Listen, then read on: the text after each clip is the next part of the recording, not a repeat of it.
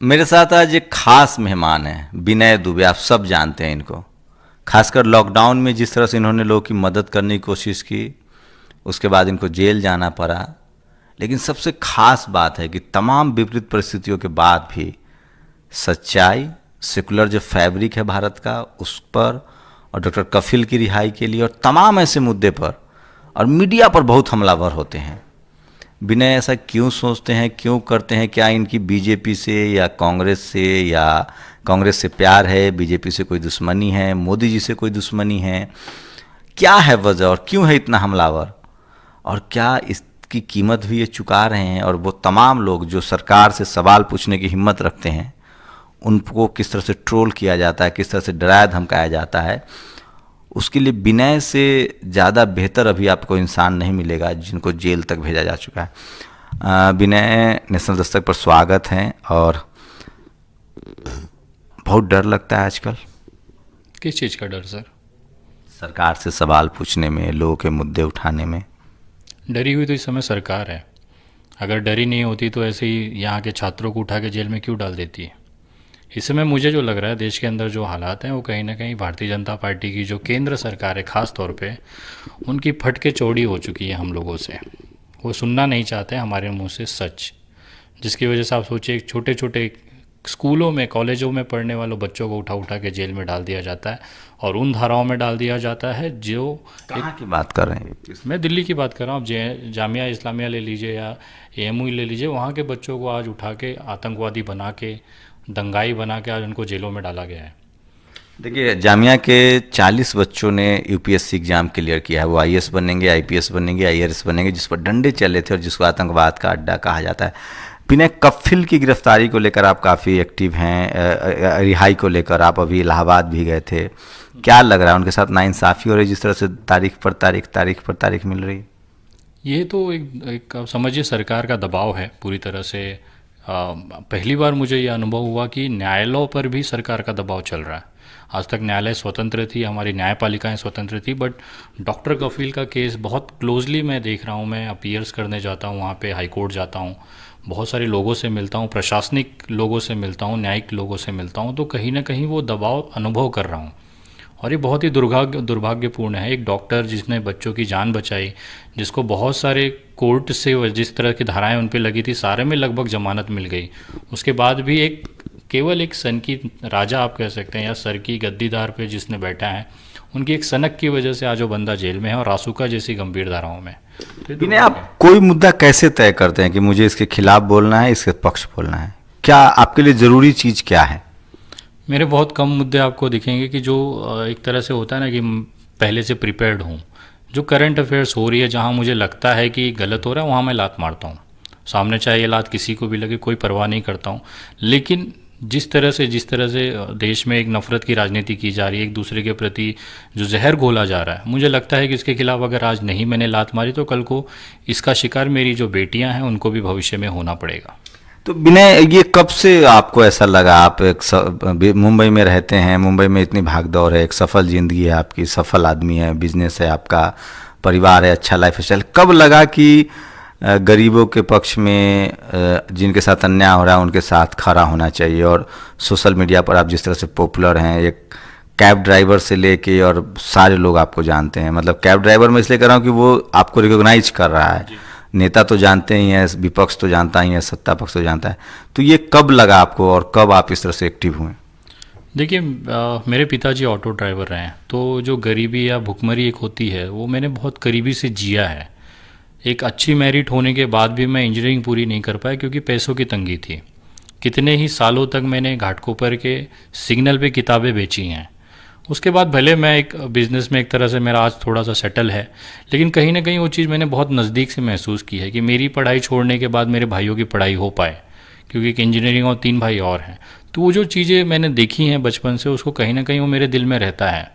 आज अच्छी खासी लाइफस्टाइल में जीता हूँ, लेकिन फिर भी दिल में एक रह जाता है कि मेरे पिताजी ने जो स्ट्रगल किया, जो मैंने स्ट्रगल किया है ज़मीन पे, वो कहीं अगर मैं अपनी मेहनत से, अपने इस तरह के कार्यों से अगर किसी का भला कर सकता हूँ या उनको थोड़ा सा सुकून दे सकता हूँ, तो मुझे लगता है कि वो मैं करना चाहता हूँ।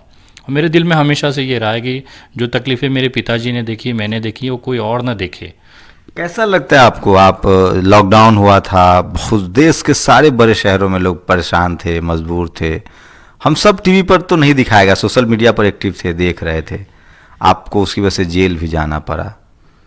उसके बाद और लोगों को लगता था लोग घर के बिना घर बैठ जाएंगे, अब डर जाएंगे। उसके बाद और ताकत से आप अब तो आप निकलने लगे हैं, घर से निकल गए हैं, पूरा यूपी घूम के आए, हिम्मत की बात है, दिल्ली घूम रहे हैं। तो अब और ताकत मिल गई है, उससे डर खत्म हो गया है, जो एक डर था जेल जाने का। देखिए, डर तो मेरा 2 साल पहले ही ख़त्म हो गया। जब मोदी जी आए थे कल्याण में मेट्रो के उद्घाटन में, उस समय मैंने उनको जब काले झंडे दिखाए थे, उसके बाद जब वो गिरफ्तारी हुई थी उस समय ही मेरा डर निकल गया था। तो जेल वगैरह मुझे पता है कि आज नहीं तो कल मैं सैकड़ों बार जाऊंगा, भविष्य में भी जाऊंगा। वो डर अब उस चीज़ का नहीं है। डर ये होता है कि कोई गलत काम ना हो जाए, किसी एक ऐसे व्यक्ति का नुकसान ना हो जाए मेरी वजह से, उसका एक डर मेरे अंदर रहता है। लोग कह रहे हैं कि आप बीजेपी के विरोधी हैं, कांग्रेस या शिवसेना के सपोर्टर हैं, जबकि आपको शिवसेना की सरकार में जेल भेजा गया। मुझे समझ में नहीं आ रहा लोगों के अंदर ये क्यों ये माइंडसेट होता है। अगर मैं बीजेपी का विरोध कर रहा हूँ इसका मतलब मैं कांग्रेसी नहीं हूँ। अगर मैं कांग्रेसी होता या शिवसेना से मेरे अच्छे संबंध होते या किसी भी राजनीतिक दल से मेरे संबंध होते तो मैं महाराष्ट्र के बांद्रा के दंगे के बाद मुझे गिरफ्तार नहीं किया गया होता। रही बात मैंने कुछ किया नहीं था उसमें, या कुछ चीज़ें कानूनी प्रक्रिया पे कोई एविडेंस नहीं थे उनके पास, जिसकी वजह से माननीय न्यायालय ने मुझे जमानत दी है। तो लोगों को लगता है कि विनय दुबे, आजकल हालात इस तरह के हैं जो खासकर जो जनरल कैटेगरी के लोग हैं, जो सवर्ण जातियां हैं, जिनको आरक्षण से प्रॉब्लम है, जिनको मुसलमानों से प्रॉब्लम है, वो सब बीजेपी के साथ में। कोई इक्का दुक्का दुबे, शर्मा, वर्मा, बनर्जी जो है वो बीजेपी के खिलाफ बात करता है, तो लोग उसको समझते हैं कि चलिए कांग्रेस का समझ। जबकि आजकल तो कांग्रेस के शर्मा वर्मा जी विधायक जो 119 वो बीजेपी में जा चुके हैं। क्या आप इस बारे में देश को बताना चाहते हैं, तमाम सोशल मीडिया पर जो आपको जानते हैं, कि आपकी लड़ाई सिर्फ न्याय के लिए, किसी पार्टी या किसी पॉलिटिक्स में नहीं है यहाँ पर? मेरी लड़ाई हमेशा मुद्दों की रही है सर। अगर कोई टॉपिक गलत है तो उस पर मैंने लात मारी है, और जहाँ अच्छा काम हुआ है वहाँ तारीफ भी की है। आप मेरे सोशल मीडिया के पोस्ट उठा के देखेंगे, कहीं कहीं जगह मैंने बीजेपी की तारीफ भी की है। कोई अच्छा काम जो मोदी जी का कोई काम पसंद हो आपको? काश ये होता और मैं कह पाता आपको। कोई ऐसा काम अच्छा नहीं लगता है? कोई आज तक ऐसा लगा नहीं। नोटबंदी, सर जूता ढूंढना पड़ता है मुझे जैसे ये शब्द मेरे कानों में। जीएसटी, बहुत छोटे व्यापारी हैं, अभी 20 लाख करोड़ का अनाउंसमेंट कर दिया उन्होंने लॉकडाउन में। तो बोलने के लिए तो मैं भी 50 लाख करोड़ का कर दूं, देना थोड़ी है। जनता समझ रही चीज़ों को, तो जुमला तो मैं उनसे अच्छा फेंक लूँ। राम मंदिर बनवा दिए, अब तो कम से कम आप ब्राह्मण हैं, राम मंदिर बनवा दिए। उन्होंने बनवाया है। अगर उन्होंने बनवाया है तो उनके ही सांसद सुब्रमण्यम साहब में क्यों चिल्ला रहे हैं? मोदी जी का राम मंदिर में कोई कंट्रीब्यूशन नहीं रहा है। जो लड़ाई लड़ी गई, जिन्होंने लड़ी, वो बेचारे घर बैठे हुए हैं।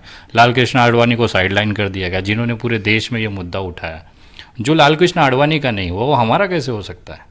और मोदी जी का तो यहाँ पे घंटा भर का कुछ नहीं है उनका इस मामले में। भले दुनिया उनके जो अंध भक्त हैं वो समझें, लेकिन हम तो समझ रहे हैं। आप ये अब शब्दों का इस्तेमाल क्यों करते हैं? ये तो आरएसएस की पहचान है, या जो संघी लोग हैं वो ट्रोलर जो गाली देते रहते हैं। भारत स्वतंत्र है सर, देश में सिर्फ उनके पास गाली देने का कॉपीराइट नहीं है। एक से एक सुंदर सुंदर गालियाँ हम भी रखते हैं। जैसा गाल वैसी स्वागत। अच्छा, आप इतना फेमस है, अभी मैं देख रहा हूँ एक निषाद जी हैं, वो आपको विनय भैया कहते हैं। आपको पता है आपके कितने चाहने वाले हैं, फैंस हैं, लोग आपको हर बात में एग्जाम्पल देते हैं। विनय दुबे आपको सबसे बहादुर सोशल मीडिया पर एक्टिविस्ट माना जा रहा है।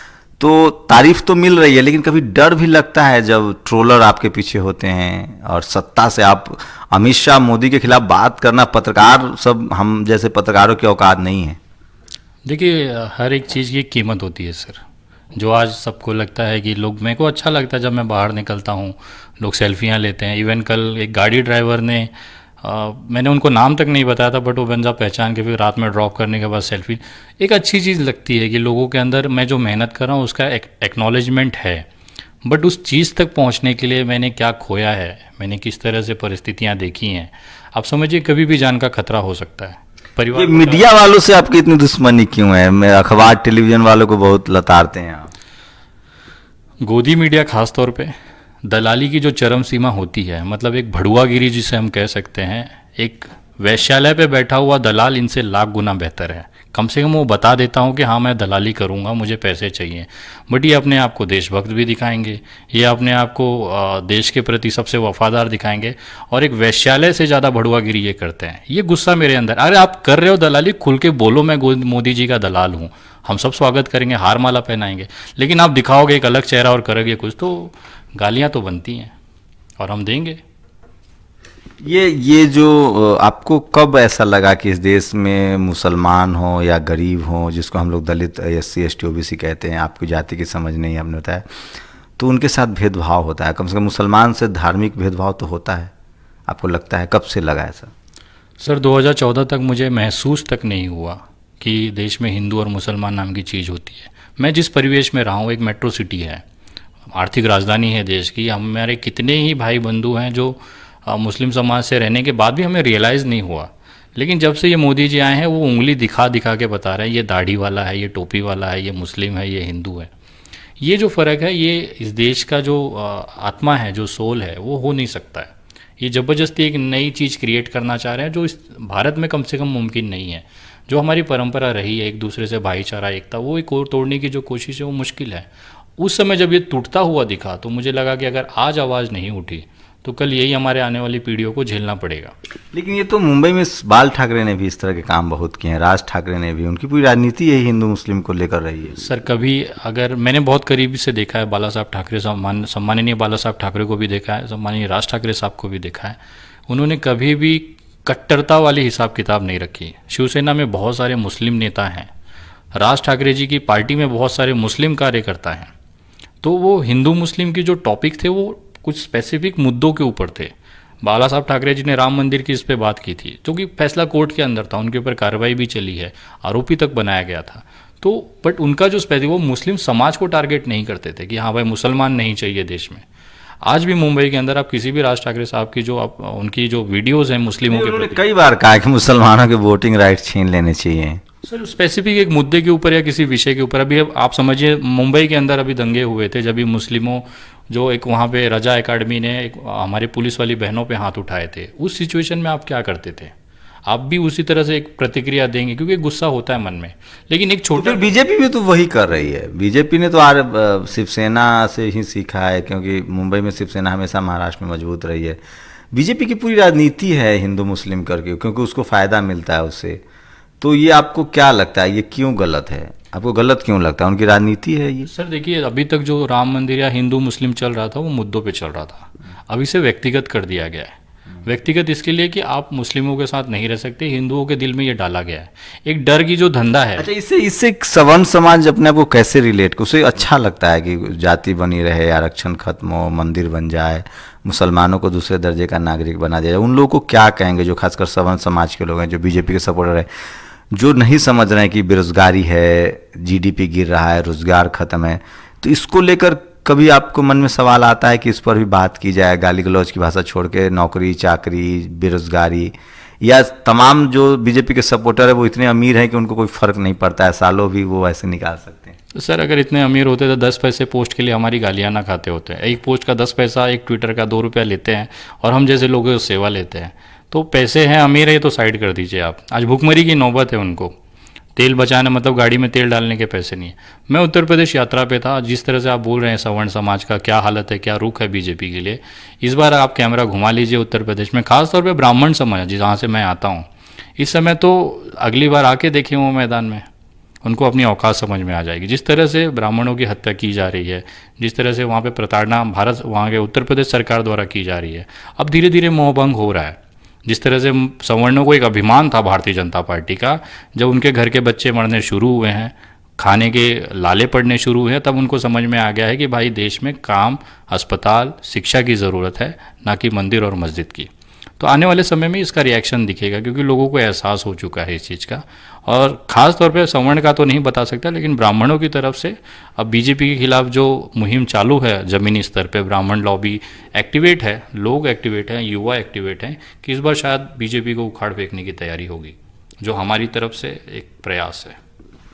सोशल मीडिया को लेकर क्या कहेंगे? क्योंकि अभी भी जो एंटी RSS, एंटी बीजेपी है, जो सोशल जस्टिस या मुस्लिम्स के जो हैं या जो सेकुलर के पक्ष में हैं, इवन कांग्रेस समेत तमाम पार्टियां सोशल मीडिया पर कमज़ोर है। तो लगता है कि आप लोग जो ये सब चला रहे हैं अभियान संविधान के पक्ष में या देश के सेकुलरिज्म के फैब्रिकेशन के लिए, इसमें कामयाब है? क्योंकि उनके पास बहुत संसाधन है, बहुत पैसा है, उनके पास पेड वर्कर्स हैं। सर उनके पास बहुत मैन पावर है, पैसा है, संसाधन है। हमारे पास संविधान है।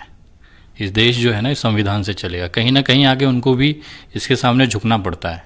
और ये संविधान एक इतना खूबसूरत तरीके से बनाया गया है कि यहाँ पे भले 10 आरोपी छूट जाएं, लेकिन बेगुनाह को आप समझिए कि सज़ा नहीं होती है। आप पुराने सारे इतिहास उठा के देख सकते हैं। तो बस इस संविधान को विश्वास लेके हम अपना कदम बढ़ा रहे हैं। मेरे जैसे जितने भी सोशल एक्टिविस्ट हैं, आने वाले कुछ महीनों में आप देखोगे कि हम सारे एक प्लेटफॉर्म पे रहेंगे।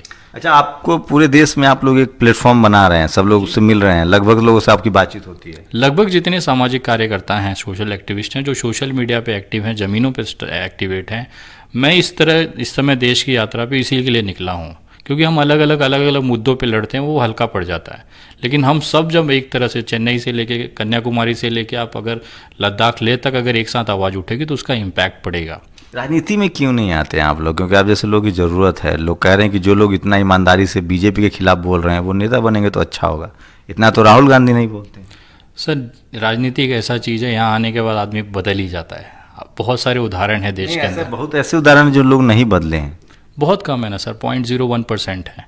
ये एक ऐसी जगह है ना, एक जिस दिन हमारे मन में राजनीति आ गई उस दिन समझिए हम इतनी खोल के प्रखर तरीके से अपनी बात नहीं रख पाएंगे। उन तमाम लोग को क्या कहेंगे जो डर की वजह से हक की बात नहीं करते हैं, ईमान की बात नहीं करते हैं? वो जानते हैं, समझते हैं, लेकिन डरे रहते हैं। कभी नौकरी का डर, कभी परिवार का डर, सबसे बड़ी बात जान का डर। मेरे को एक बात बताइए सर, वो भले इतने लाख डरे रहें, परिवार मरेंगे ना, एक दिन तो मरना ही है। पता चला रास्ते चलते कोई ट्रक चढ़ गई, कैंसर हो गया, कोरोना हो गया, मरेंगे ना। लेकिन जब तक ज़िंदा है तो कम से कम ज़िंदा होने का एहसास तो कराओ। हमारे पास ऊपर वाले ने एक ज़बान दी है, दिमाग दिया है।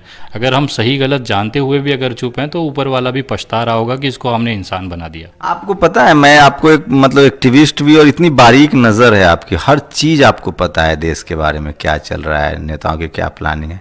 बहुत पढ़ना पड़ता होगा, टीवी देखना पड़ता होगा, सोशल मीडिया पर एक्टिवेट रहते। मैं आपको अगर हकीकत बताऊं, मेरी पर्सनल लाइफ है, मैं कभी न्यूज़ चैनल नहीं देखता हूँ। मेरे को जो भी चीज़ें हैं, अगर किसी ने मुझे कुछ भेजा कि विनय जी ये वायरल हो रहा है, तो उसको मैं क्रॉस चेक करता हूँ मेरे सोर्सेज, चाहे वो सरकारी हो चाहे जहाँ से हो। और अगर मुझे लगा कि भैया ये गलत मिल गई है तो लात चलेगी। तो मेहनत या पढ़ना वढ़ना ऐसा कुछ भी नहीं है, करंट अफेयर्स लोगों की तरफ से चलती हैं और जो भी हो पाए कंटेंट हमें मिल जाता है। वायरल हो रहा है तो क्यों वायरल हो रहा है, क्या है उसका तथ्य है, सही है गलत है, उसके बाद अपनी बात रखता हूँ। बिना ये जो आपका सफ़र था वो बहुत आगे निकल चुका है। अब तो आप अपने हाथ से भी निकल चुका है मामला। अब तो आप रोल बैक नहीं कर सकते, कदम पीछे नहीं खींच सकते। सवाल ही नहीं सर। जब तक मेरा जो उद्देश्य है, मेरा मोटिव जो है वो भाजपा मुक्त भारत है। जिस दिन ये हो जाएगा उस दिन विनय दुबे घर बैठ जाएगा। मेरा आखिरी टारगेट वही है। 1100 दफ्तर बने उनके देश में, आप कह रहे हैं भाजपा मुक्त भारत है। तोड़ने में भी ज़्यादा समय नहीं लगेगा सर, और टूटेगा, पक्का है टूटेगा। ये जितना अपनी ताकत लगाना है लगा ले। आने वाले समय में सरकार किस तरह से कुत्ते की तरह उनकी हालत होगी कि लोग भारतीय जनता पार्टी का झंडा लगाने से भी डरेंगे। लोग कैसे ऐसे क्यों लग रहा है? अभी तो वो टीवी उनके कब्जे में, अखबार उनके कब्जे में है। लोग को गरीबी, कोरोना जैसे महामारी में वो भी खुश हैं, बाढ़ है फिर भी खुश हैं। ये आपको दिखाया जा रहा है। ज़मीन पे उतरिए, भुखमरी पे उनका कोई कब्जा नहीं है, लाशों पे उनका कोई कब्जा नहीं है, इलाज में उनका कोई कब्जा नहीं है। जो आम जनता महसूस कर रही है, क्या महसूस कर रही है? सर सिंपल है, उनके घर पे आज नौकरियां नहीं है, बेरोजगारी इस हालत में, जो काम चल रहे थे वो भी बंद है। लोगों से उधार लेके काम चलाना पड़ रहा है, रिश्तेदारों से पैसे मांग के राशन भरा रहे हैं। कितने ही मैसेज मैं आपको दिखाऊं, कम से कम 50,000 मैसेज मेरे पास होंगे। 500 200 रुपए लोगों ने। सब मुसलमान होंगे या दलित हो सकते? ऐसा नहीं है, कैटेगराइज नहीं कर सकते हैं, लेकिन हकीकत ये है ग्राउंड लेवल की कि स्थिति ये है और भयानक है। आप अस्पताल में जाओ, आपको बेड नहीं मिलेगा, वहीं आप पैसे भर दो, प्राइवेट अस्पताल आपको चूस लेंगे, घर तक बिक जाएगा, आप इलाज नहीं करा पाओगे। इस स्थिति में आखिर जिम्मेदार कौन है? सरकार। उनको जब ये सारी चीज़ें बनानी चाहिए थी तब वो अपने मंदिर मस्जिद में बिजी थे, कहीं आप सभा लेने में बिजी थे, नमस्ते ट्रम्प करने में बिजी थे। तो तक देखने वालों से कुछ कहेंगे आप? कोई खास एक खास रिक्वेस्ट है आपके चैनल के माध्यम से तमाम देश के लोगों को कि जहाँ पे भी गलत हो वहाँ पे आवाज़ उठाना सीखिए, क्योंकि अगर आज चुप रहे तो कल आपके बच्चे इसका खामियाजा ज़रूर भुगतेंगे। फिर रोना नहीं कि हम चुप थे। भारत में जो मैं कहता हूं कि सोशल मीडिया ही बहुजन मीडिया और सोशल मीडिया ही सच्चा मीडिया है, वो यकीन मानिए वो सिर्फ और सिर्फ विनय जैसे लोगों की वजह से है। विनय जैसे लोग जो लगातार उस पर बात करते हैं, उससे सोशल मीडिया की विश्वसनीयता जो है वो बहुत मजबूत हुई है। शुक्रिया विनय हमसे बात करने के लिए। बहुत बहुत धन्यवाद।